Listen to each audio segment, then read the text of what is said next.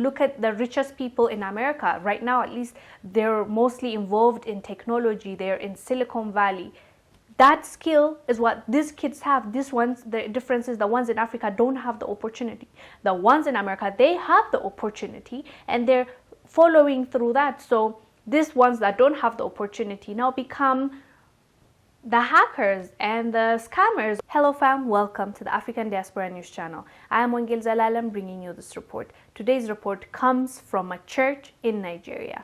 These robbers went in there, climbed a gate and got into the church, into the priest's office, and they stole everything, tithe, money, money that was in their equipment, phones, and they stole. But it's not, the story is not that they just stole. It's everything they pick up, they were asking for forgiveness. So let me read for you the article and then we'll be back. New York Post reports, burglars beg priest for forgiveness while robbing church. A pair of remorseful robbers are said to have begged for God's forgiveness while stealing from a Nigerian church. Solomon Okuyema, the St. Augustine parish priest in the Dememke region of Makurudi, told local authorities that the contrite burglars had broken into the parish house, taking the church's most valuable items with them. The robbers were calm throughout the operation. They kept begging for forgiveness. They did that throughout the period of the robbery. Okuyema said, "I love the confidence and the calmness in them," the clerk added. "One of them, for anything he picked, you'd say, 'Forgive us, Father.'" The State Police Command in Buno reportedly confirmed the burglary and have opened an investigation. Okuyema reported that the thieves entered the parish quarters around 2 a.m. Monday after scaling a surrounding iron fence and climbing up the building to a window into the priest's study. The repentant offenders managed to run away with phones, sound equipment, clothing, food and tithing, while also fruitlessly demanding 5 million in the Nigerian currency naira, about 13,000 USD. "I told them that I don't have that kind of money. I told them what I had and gave that to them," the clerk explains. He went on to say that he bears no grievance against the apparently desperate thieves. "I have forgiven them and I ask others to also pray for them," Okuyema said. "They are young people. Let them make a complete U-turn and put to good use the talent that they have." Well, from the looks of it, the clerk has already forgiven them. The priest was saying how we should just pray for them and we forgive them. And he was saying how he was impressed how calm they were, and with everything they were picking, they were asking for forgiveness, and they stole and they dipped. I just found this interesting. Clearly, they were feeling bad, but also they were still stealing. And I don't know, do we feel bad for the priests say that they were really young. I guess that's why he feels bad for them. And also he's a priest and you have to tell your priest what you have done, and it's part of his job description, so we won't be mad at him for saying forgive them. But they stole from the church, and that church, it has a community. That church serves people, and now they have stolen from those people. That's basically what it is. And I don't know.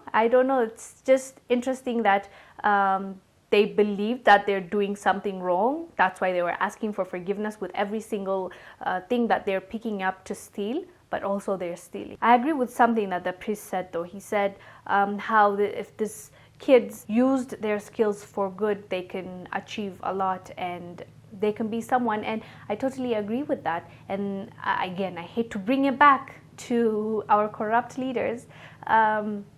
These kids, if they're as remorseful as the priest told us they are, they clearly felt bad for what they're doing. They're not some psychopaths. They're not just doing this for the sake of doing it. You can tell from what he's describing that they're doing that because they wanted better, because they needed that. That's what it looks like to me. And imagine if they use that brain of theirs on their shoulders to do something great. Because look at another Nigerian like Hush Puppy. I did a report on him, I would say 5 months ago, and he's a genius.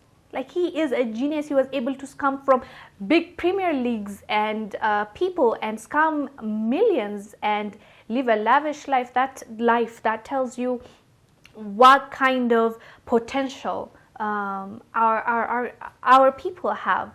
It's just, how can you put it to good use when all you can think about is, I need to find bread for tomorrow. I need to, if you're constantly thinking about these things that are available for most of us, of course you won't use your potential to the maximum. That's a no-brainer. So these kids might have become somebody big tomorrow, but they needed, I'm just saying, maybe they're stealing for just stealing, but based on what the priest has described, they're doing it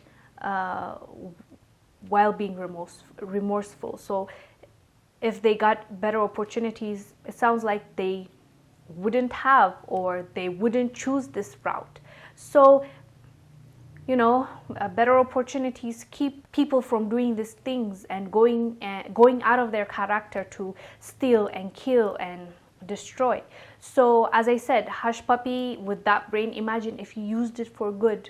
He can change Nigeria. He can change the lives of his community, and there are many like him, scammers and hackers online. Imagine using that hacker's brain or skill for something else, because look at the richest people in America right now. At least they're mostly involved in technology. They're in Silicon Valley. That skill is what these kids have. These ones, the difference is the ones in Africa don't have the opportunity. The ones in America, they have the opportunity and they're following through that. So these ones that don't have the opportunity now become the hackers and the scammers or whatever. So it all depends on the opportunity. It's not like we don't have the skill, the knowledge. We just don't have that circumstance that is like a soil that is fertilized. It's just the leaders are stealing, the natural resources are being embezzled, so you don't have a job, you don't have a good university to refine the skill that God gave you, or the brain that is on your shoulder. And then what do you go to? You go to the things that are there available for you to tap into and get easy money of. So that's my takeaway from this. But definitely, I'm not condoning what they did. They stole, so they need to face, unfortunately, they need to face the justice system. They need to go through it, and they need to pay for it. They stole, so they need to face the time. What they did is wrong, as young as they might be. I don't know if they're under 18, maybe there's like juvenile detention, because I don't think you can prison people under 18. I'm not sure in Nigeria how it is. Anyways, guys, do let us know down below what your thoughts are about this topic. And I am Wongel Zelalem bringing you this report. I'll see you on the next one. Bye.